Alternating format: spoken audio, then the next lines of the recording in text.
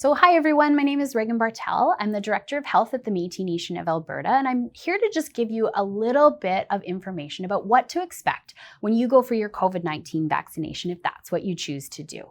So before you even start to book online, what you need to do is just be very aware that there is a prioritization or years that people can book. So make sure, just so that you're not frustrated, that you visit the Alberta Métis website, or you can go to www.alberta.ca/COVID-19, and you can find all the information on that webpage about when you're eligible to book. And that'll just save you a little bit of frustration because nobody likes to show up and find they're not invited to the party. So just do your due diligence ahead of time and you'll save yourself a world of frustration. Also, if you can make sure that you have your Alberta healthcare card, because you'll need that to book your appointment. Alberta does have an immunization system, and so they need to be able to link your name, your birth date, and your Alberta healthcare card to make sure that you are who you say you are, and that's how they'll keep track of when you can get your second dose of vaccine. So once you've booked your appointment, which is going to happen either online or if you call 811, you'll be ready for your vaccination. On that day, make sure you remember to wear a shirt that you can roll your sleeve all the way up to the top of your shoulder. You can wear something like this, like mine, and you can see if I take it away, I have a nice bare shoulder. That'll just allow the immunizers easy access to what's going on, and they can deliver the vaccination safely and landmark properly. So I know it seems simple, but just make sure you wear the proper clothing on the day that you go for your immunization. Also, make sure you eat a meal before you go.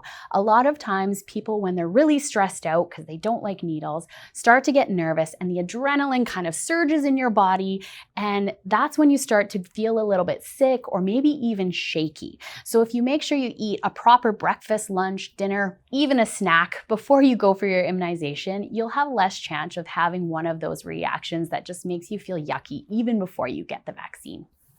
When you arrive, make sure that you only arrive about 10 minutes before your appointment. Now, if you're anything like me, you'll always want to be early to things. But the reality is, during a COVID pandemic, they're not letting people in early, and they don't necessarily have chairs and things set up for people to sit and wait for their appointment. So if you do arrive early, you'll be asked to wait in your car. So bring something that you like to do so that you can leave your car just 10 minutes before. Maybe bring a book, you can search on your iPhone, but just expect that you'll be sent back to your car if you show up earlier than 10 minutes. That's really important, especially for our elders and knowledge keepers who may be a little bit older, or for those who are experiencing some form of disability that makes it hard for them to stand for any length of time. So again, I know we like to be early and on time, but make sure it's only 10 minutes before the appointment. When you leave your car, make sure you bring your identification with you. So you should have your Alberta healthcare card. If you don't have your card, if you can write down your number, that's usually enough for Alberta Health Services to find that in their system. They will request another piece of ID, potentially a driver's license, just to verify your Alberta residence. And again, make sure you are who you say you are. The reason they do that is because it's really important that you get the second dose of the vaccine and that you get the same vaccine that you had. So if you had Pfizer the first time, your second dose should be Pfizer and not Moderna, and vice versa. So if without that identity piece, they can't make sure that they're giving you the vaccination in a safe way and recording it properly. So make sure you have that information. When you arrive, don't be offended. People are going to ask you about your COVID status. They're going to just want to make sure that everybody is kept safe. Lots of these people are very vulnerable. They have health conditions. They may be older, and it's just to make sure that everybody is safe in a big communal space like this. So they're going to ask you questions like, have you come into contact with anybody who's had COVID or who has COVID-like symptoms? They're going to ask you if you yourself have had any COVID-like symptoms or tested positive. It's really important to remember that if you have been in close contact with somebody, you should not be at an immunization clinic. Cancel and rebook your appointment. I know we all want to get the vaccine, but we also don't want to put other people at risk, because remember, it takes up to 14 days after vaccination for the vaccine to actually have an effect. So make sure that when you're answering those COVID questions, you're not taking it personally and that you're answering truthfully, because it keeps our whole nation safe when you do that. From there, you'll be invited to enter the clinic. And usually there is a lineup. It's really important that you are kind of aware of your own personal bubble. It's absolutely okay to ask people to step back to give you space, to ask people to pull their mask up over their nose, because they should be wearing one when they're in this communal space. Hand sanitizer will be provided for you, so make sure that you use it. It's there for your protection and for everybody else's protection. So when you enter that clinic, minding your own personal space, wearing your mask and using the hand sanitizer, you'll enter into an administrative zone. And essentially that's where they're going to verify who you are. They're going to look at your healthcare card. They're going to look at your identification and get you all enrolled. They'll hand you a piece of paper, and that's your immunization record. It's really important that you keep this record and take it to the nurse or other healthcare professional who will be giving you the immunization. Again, there's a little bit of a lineup usually between the administration and actually getting to the immunizing clinic. So when you finally do get there, the nurses are going to ask you some more questions. Really, again, don't be offended. They have to ask you, do you know why you're here? Do you know what vaccine you're getting? All of these things are just to make sure that the person who's receiving the vaccine actually knows what they're putting into their body. And so it's actually just a sign of respect to ask you, do you know why you're here, what we're giving you? They'll also run down a list of kind of common side effects and what to do if you do have any sort of adverse event. They'll walk you through kind of what is going to happen. And the nurses at Alberta Health Services have been fantastic. They'll take your immunization record, and on that record, they're going to write down the time that you're due for your second dose of whatever vaccine you receive, and also the lot number. So it's really important that you save this information. In the event that something does happen and you feel a bit sick from the vaccine, the doctor or healthcare professional that you report that to is going to want to know the lot number. And that's just because they backtrack to make sure that nobody else who had that same vaccine has any of the symptoms that you do. It's just part of the transparency process for making sure that we are really accountable for any sort of adverse events that go on.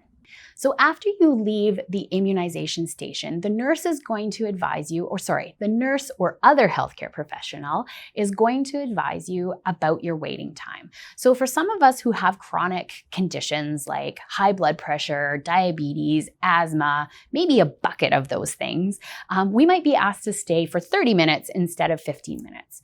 So keep that in mind. If you're arranging for a ride to the clinic, your wait after your immunization could be anywhere from 15 to 30 minutes, depending on your own individual health status.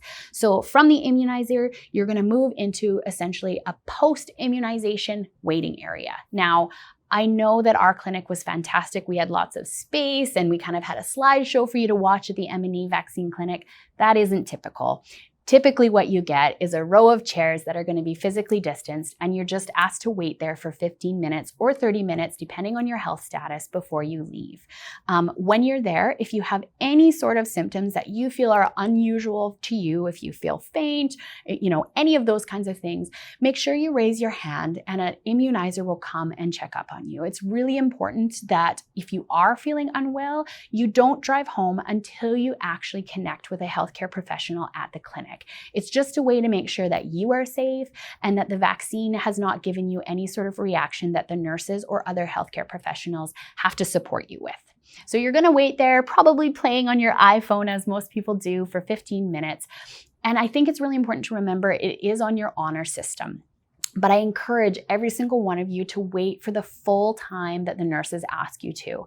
It's honestly for your safety, not for their enjoyment. So take care of yourself, be safe, wait that 15 minutes, and then you're essentially good to go. Before you leave, make sure you have that big piece of paper that has your immunization record and take it with you. When you leave the clinic, make sure you're still wearing a mask, utilize the hand sanitizer on the way out, and then you can get on with your day, knowing that in 14 days, you'll be immunized with antibodies, little spike proteins in your body protecting you from the COVID virus.